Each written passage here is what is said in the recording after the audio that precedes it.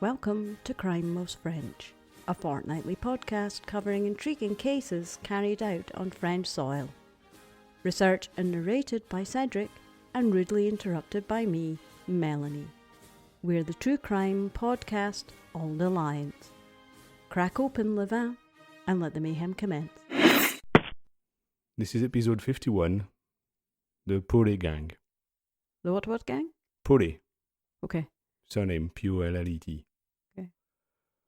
From January 1898 to April 1906, the Pollet gang, aka the gang for Hazelbrook, Belgium, commits 118 crimes, mostly with arms, 7 assassination attempts, 4 murders on a territory that goes from the north of France to the south of Belgium, the Flemish part of Belgium. Okay, so it's obviously more than just 2 people. That sounds quite prolific. It's not 2 people, it's up to 30 people. Wow. So this is how it started. On the 16th of August, in Locon, which is in the north of France, a couple who owns a bar not far from the train station is attacked. Frédéric Langlemetz, you can tell it's from the north of France, is 80, and his wife, Adolphine, is 79. And they're still running a bar? They've been running a bar all their life, and yes, they're still running a bar at 80 years old. Bless their hearts. It's the one thing that the French do very well is work and carry on working until, until they're ready to retire. It's 10:30 p.m. when the old man is in his kitchen. He's feeling a bit weak because he had pulmonary problems, probably bronchitis or something, but at 80, it leaves a mark, as a thing you would say from 99. I think it's very, if your grandmother's anything to go by, old people do not like to be slowed down by being ill, and they never really take any time to recuperate very well. So yeah. His wife is already in bed asleep in the bedroom on the first floor. Okay. For Americans, that's the second floor. Abel Pollet and 3 accomplices break into the house quietly and surprise the old man in his kitchen. One of the accomplices grabs the old man by the throat. The old woman, sleeping upstairs, is awakened by the racket downstairs, and she comes to investigate what's going on. Mm-hmm. She thought something happened to her husband. As she discovers what's going on in the kitchen, she calls for her son, Jules, for help. Mm-hmm. She thinks that he's in the house, but he's not. The gangster that had held her husband by the throat lets go and runs after her up the stairs. And when he catches her up, he pushes her to the floor and lies on top of her. And to stop her from screaming, places his hand on her mouth. Right. She eventually loses consciousness because she can't breathe. God. She has a guy sitting on top of her. Yes. In the meantime, Abel Pollet and the other accomplices search the house. They find 1,000 francs in golden coins, jewelry, and clothes. And it takes about an hour for them to finish the searching and go away. Mm-hmm. When the old woman, half dead by that point, from the hit from the other guy and somebody sitting on her chest, gets up again, she crawls downstairs because she can't walk, and she finds her husband dead. Oh no. He's been strangled. That was unnecessary. And apparently it will drive her crazy. Frédéric Langlemetz is the first victim of the gang. Right. I already don't like them. Not that I was going to like them anyway, but I really don't. We don't like really them cover that many likable people. That is very true. It's very true. When the police is called, they find 3 bottles of some typical northern alcohol, I forgot the name, a few candles, but nothing else around the house. Right. At first, the gendarmes suspect the grandson, Jules, because they think somebody knew what was in the house. Yes. Who's obvious? The family. Yeah, but I mean, at that time, wasn't it? It's very common for older people to not trust banks, so they. Oh, totally. Nobody would have had a bank account at that time. In my family, when people died, they found tons of money under mattresses and cupboards and walls, even places. So yeah, that was normal. That's totally normal. Yeah. But they thought they broke into the house because they knew. Yeah. So if they knew, somebody who knows them generally family is involved. Yeah. So they thought, oh, grandson. Yeah. But unfortunately, he has a very good alibi. Thank goodness. So they arrested him, questioned him, and let him go. Good. The story they are told reminds them of a few unsolved affairs that have taken place in the last few months. Mm. On the 17th of July, a 17-year-old man, Monsieur Duron, is found injured from a hit to the head with a fire poker. Remember the kind of thing that Michael Patterson was accused of using on his wife in a staircase? Oh yeah, the fire poke, yes. Yeah, that. He was strangled, but he survived. Wow. He's made of stern stuff. Yeah, so he can recount what happened, and he says that he surprised burglars on his farm, and they stole 60 francs from his house. So next to nothing, it's about 600 euros today. Mm-hmm. So that's what happened before. They also connected to another burglary on the 1st of August, where an old woman from Merville is also attacked with the same MO, but also survives. So it looks like they've done it at least twice. Uh-huh. The people survived. The third time, at least one of them didn't. So they're leaving a lot of footprints behind them with all these witnesses. Remember, it's 1898. So it's early 20th century, so forensics is really not there. No. So from the description that the surviving victims give, they're pretty sure they have one gang on their hands because a lot of the descriptions match. Mm-hmm. It seems to be around about this time that there's just... France is just filled to the seams of these gangs wandering around robbing everyone. It seems to have been fairly common late 19th, early 20th century, yes. Yeah. More than today. I don't know if it was common in other countries, but we seem to, to be able to cover a lot of them. Oh, there's tons more that I don't even look at. Yeah, it must have been some, I don't know, that was the way things were. The police was rubbish. Mm.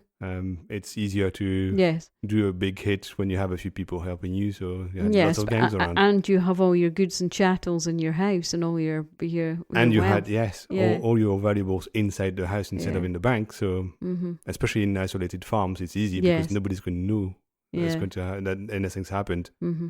So it's easy to go in, steal, kill, and go away. Yeah. And by the time the police comes, it's like the next day at best, sometimes several days later. Yeah. Like we covered a few weeks ago. Mm-hmm. So that goes on. And we are now on the 2nd of January 1906. At 7 a.m., Abel Pollet, Théophile Dureau, it's written de Rue, but it's Dureau, I suspect, because he's Flemish, and Marcel Dureau, his brother, spend the night keeping an eye on an isolated farm near Krumbeke, I'm guessing in Belgium. I don't speak Flemish, I don't know how to pronounce it. Once they're satisfied that there's no danger, because nobody's around, and that the inhabitants are weak enough, because they don't attack young people with weapons, they attack old people. Of course not, they're cowardly robbers. Yeah, exactly. They decide to attack the house. The house owners are the Luzy. They are 73 and 72. Monsieur Luzy, who's a bit deaf, is suddenly in his house confronted to 3 armed guys with big sticks. They threaten him and his wife, and because he's deaf, she shouts at him, "They want our money." But the old man replies, "Never, you never get my money." So Abel jumps on him and starts hitting him with a big stick. The old guy is tough, he fights back, so Abel has to call for another of the big dudes to help him control that old 73-year-old guy. Eventually they managed to subdue him, but apparently it was a hard fight. Wow. The thought of having his money taken off of him suddenly turns him into a lion. Yes. In the meantime, Théophile jumps on the old woman who tries to get away. He hits her on the head, and at that point she's groggy. She shows him where their fortune is, 250 Belgian francs, which again is not much. The gangsters are very disappointed. They want more. So they shout at the old woman, "Where's the rest? Where's the gold?" But She says they have nothing else. They can't give them more money. That's all they have. They don't believe her, so they torture her. But she still doesn't tell them where the gold is. Yeah. Which probably doesn't exist. No, poor old dear. Yeah. Yeah, it looks like she's either ready to die not to talk, or she doesn't have anything else to say, one or the other. Mm-hmm. After an hour or so of torture, and apparently after that there was blood all over the wall, it was super nasty. Oh no. Abel tells his accomplices, let's get out of here, it's a slaughterhouse in here. Nice. Yeah. We've made a mess, let's get going. Yeah, exactly. The gangsters wash their hands in a bucket of water and they leave the house. Right. Madame Lucy is dead, obviously. Her head apparently was cracked open. Oh, poor dear. When her husband regains consciousness, he leaves the house, crawls across a field to get help. Uh-huh. By some kind of miracle, he'll survive. He had an open fracture on the arm, the kind you don't want, that could cut your arteries. And he had a pulverized nose, according to the description in newspapers. So that must have been a bad hit on the nose. Must have been a big stick. Yeah, so he'll be disfigured for the rest of his life, but he survived. I'll tell you what, these old couples are, they're they were bulletproof. Tough. Yeah. These old country couples. Mm-hmm. And even now you see the old deers wandering around. They always go out for their daily walk. And at certain times of year, if you see it raining, we've got kind of like a quiet lane down by us, and you see them out looking for the snails and stuff. Yeah. It's amazing. I mean, we're a different generation entirely now. We're far too soft for our own good. Yes. The next attack takes place in the north of France on the 20th of January, so just over 2 weeks later. Mm-hmm. A postman arrives at the Lecoq's farm for his round. Yeah. He discovers a horrifying scene. The old couple who owned the farm, they were 81 and 79, of course. Of course. As well as their daughter. Oh no, so it's spreading now. It's a whole family. She was called Afrosine. Never seen that name before. No, that's weird. Very, very strange name. Yeah. She was 55. They had been savagely tortured and killed with a cast iron wood burner lid, which the gendarmes found later, and it has blood and hairs on it. That would have been heavy to wield. Oh yeah, but they're big dudes. Yeah, well, that's they true. attack old, weak people, but they are big dudes. And use very heavy objects. Yeah. Wow. So they tortured them as well, and nobody knows where they are now because nobody survived this time. The police is pretty sure it's the Pollet brothers again, the Rowe brothers, and some other accomplice. Right. They think that they got away with 7,000 to 8,000 francs at the time, so we're talking 70,000, 80,000 euros. So that's quite a lot. That's a lot more. Yes. Yeah. This time it was for something. It was worth stoving people's heads in for. Yeah. Strangely, maybe to avoid making a noise, or maybe to avoid dirtying their shoes, they seem to have been bare feet. So they were leaving footprints? They left footprints everywhere when they searched the house. Right. And one foot mark shows a deformed foot. Uh-huh. Apparently it was about 20 centimeters long, 12 centimeters wide, and all weird. Oh, it sounds like it's been flattened or something. Who knows? It was a weird foot. It was very unrecognizable according to them. So at least the police has a clue now. Yes. They know that's what they're looking for, but they need now to find the guy attached to that foot. Presumably they've correlated the fact that fingerprints are entirely unique, that footprints would also be entirely I don't think unique. They would have known that at the time. 1905?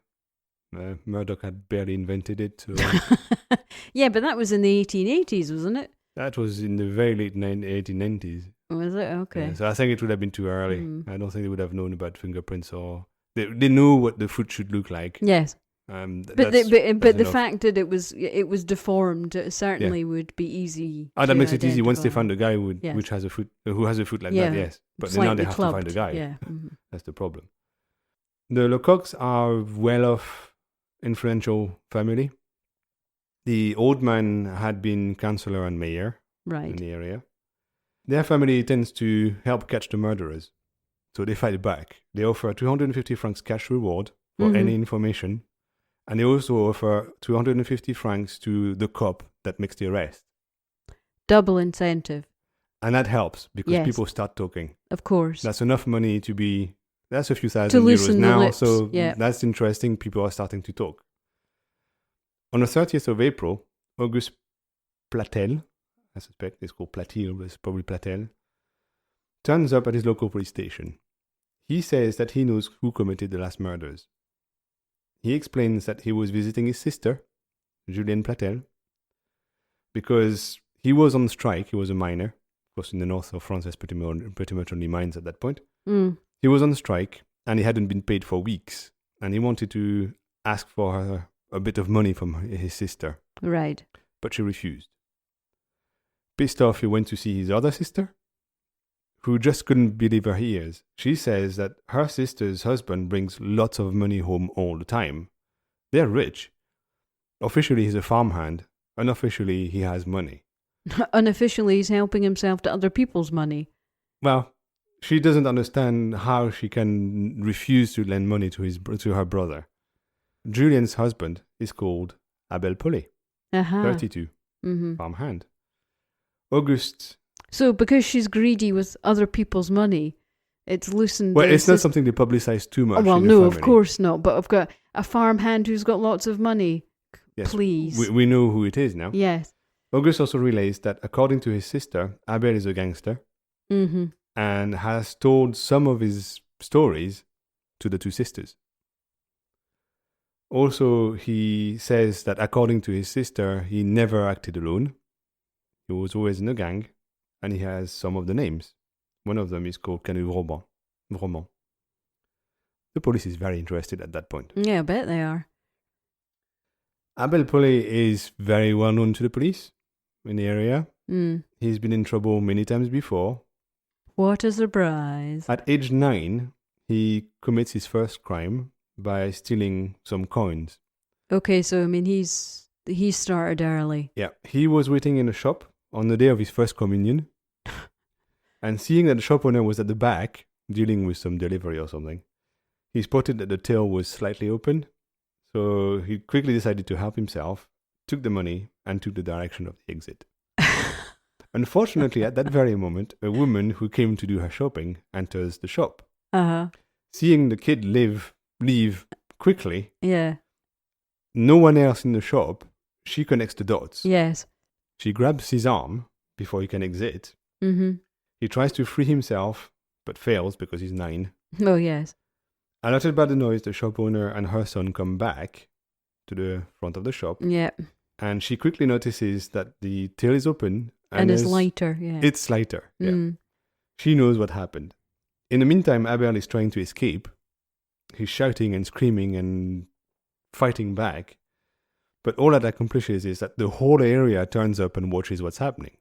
So now there's a whole bunch of witnesses. He would be called a wee shite in Glasgow. In Glasgow, oh, totally. I had your wee shite.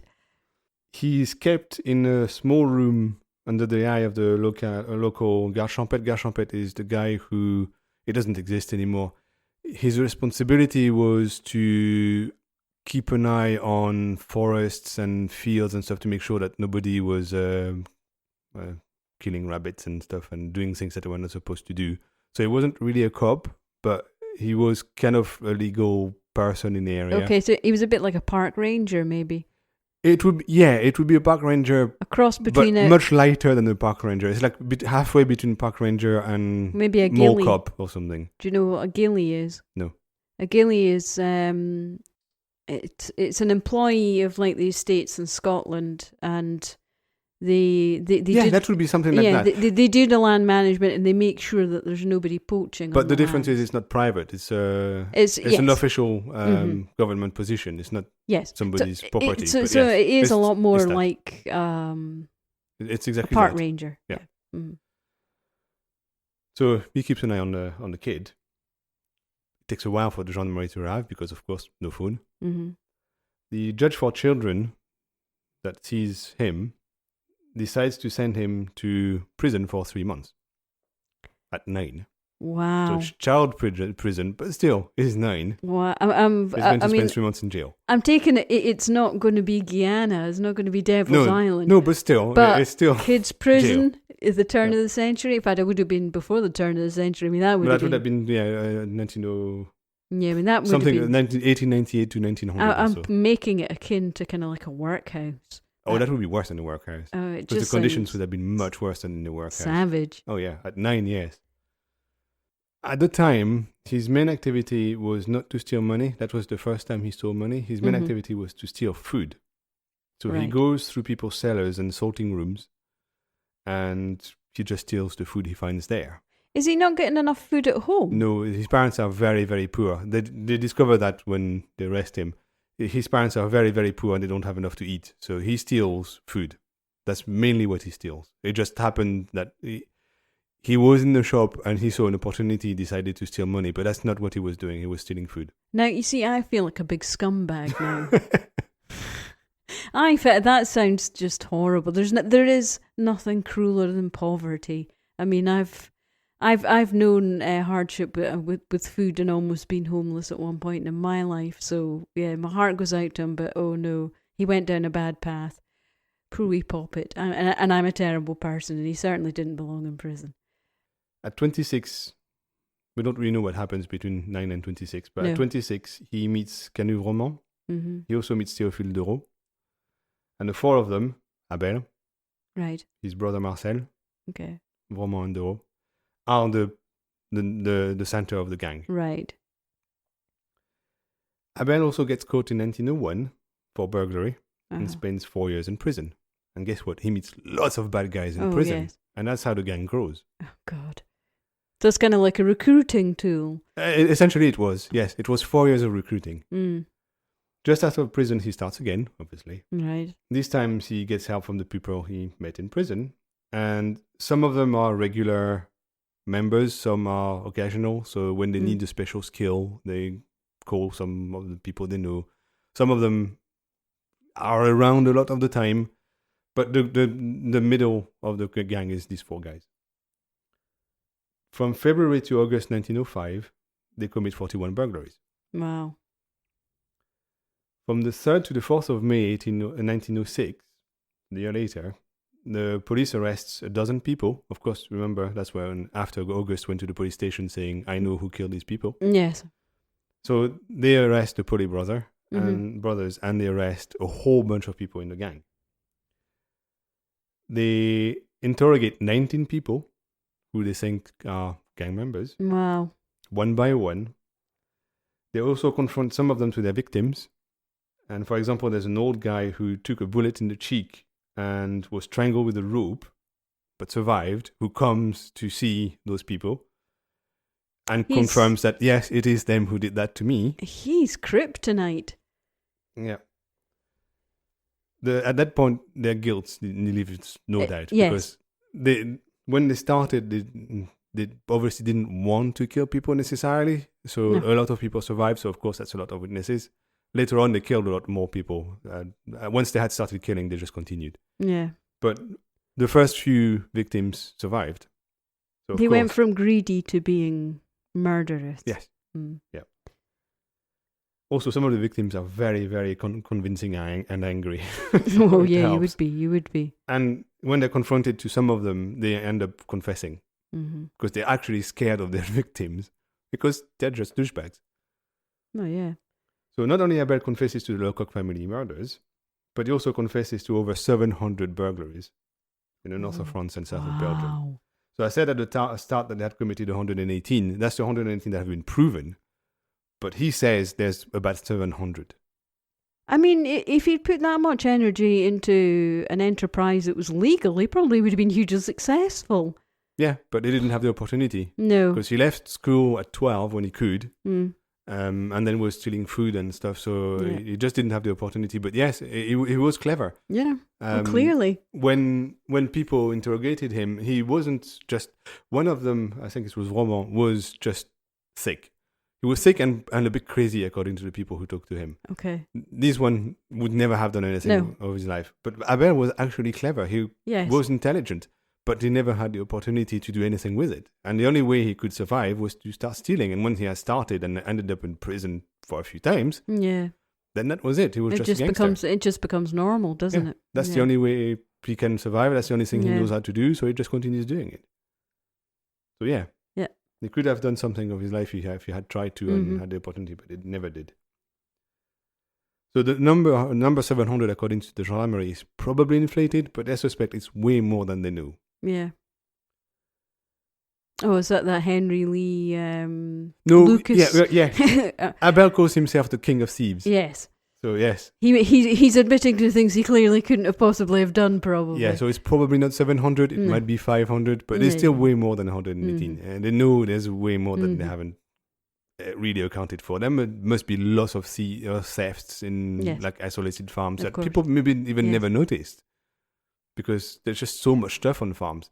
Yeah. So yeah, and then they think he has done a lot more than he says. Well, no, a lot less than he says, but a lot more than they know. Mm-hmm. He says that he's always been a thief, but it's spending time in prison with the big fish from 1901 to 1904 that convinced him that he needed to step up his game. And that's where he built the gang and then started doing more burglaries and more murder attempts and all that.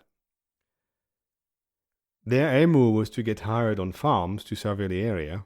So they'd be... And attack the weak ones. Basically doing their data gathering and... Yes. So they would be hired, they would work, and they would move around, find the weak farms, and then attack them. Mm-hmm. And they would get help either from members of the gangs or even from sometimes local criminals. Yeah. That they would hear about, and they knew how to do that, or they knew a farm or whatever, and they just go to them and say, okay, do you want to come and rob that farm? In total, the police arrested 25 people. That's significant. That's a big gang. That's a good number, yeah. So it goes to trial, which starts in June 1908. 27 people stand accused of various exactions. I can't remember what number it was, but I think the jury had to go over something like 900 things that were imputed to the gang. Right, 900 charges. It took a long time. Yeah. It took a very long time. That would have been a slogathon. Yes. The prosecutor who wrote his memoirs in 1927 describes the trial as very difficult, with the accused trying to confuse things in the hope of getting away with their responsibility, and the Pollet brothers insisting on insulting witnesses when they were talking. According to him, the president of the tribunal did an amazing job following each statement for each individual one by one and never losing track of what was going on. That's impressive. Yes. He apparently knew all the cases for all 25 or all 27 in minute details. Right. So they couldn't bullshit him.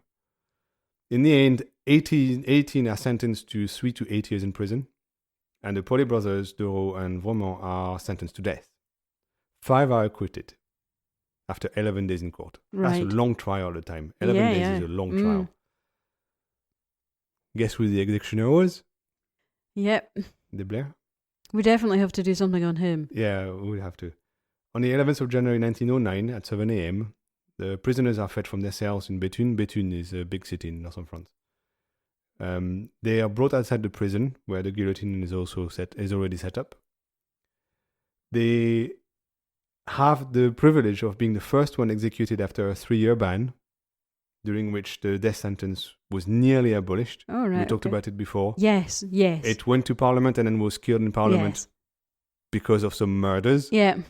So they're the first ones after that ban. Bummer. Sucks to be them. About 10,000 people are watching the quadruple execution outside the prison. Okay. Doro is the first one to be executed, then Vromont, then Auguste Pollet, so the brother. All 3 are quiet, according to the executioner, and they look terrified. Good. But the crowd then start chanting, "We want Abel, we want Abel." So Abel, as he came out, shouted to the crowd, obviously. He called them lazy bastards. And he was stealing. He was... I know. I'm sorry, is he missing the irony of the fact is he didn't go out and do a decent day's job, work in his life? Yeah. Oh, exactly. Oh, outraged. But it must have been, I didn't check what day of the week it was, but it must have been a day of the week, so I decided that those people were not working, so they were lazy bastards. And as his head was in the hole, or the guillotine, he shouted, "Shit, shit," and again, "Shit," and then boom, his head was liberated. Good. As soon as the decapitations are done, the bodies are rushed to the Béthune hospital. I'm guessing for dissection for doctors. All right. Yeah. But the heads are sent to Lille for analysis because they were hoping to find out why these people were murderers. So they dissected the head separately. But obviously, they couldn't find anything because we know it's not something you can find. It's all hokum. Yeah. But they tried. Yeah. And it never happened. Apparently, the Pathé News filmed the execution. Really? But it was censored by the government. So apparently, you can find that film if you want to. Good God, no. If you search well. Nope. But nope. it's been censored at the time. Yeah, no, I'm not up for seeing that. I mean, and I watch a lot of horror stuff, but nope, not watching that. And that's it. That's the end of the Pollet gang. Yeah, and if just speaking now to all the wives of all the farmhands in the world, if your husband starts making a bit more money and you don't know why, perhaps wonder what he's doing about night.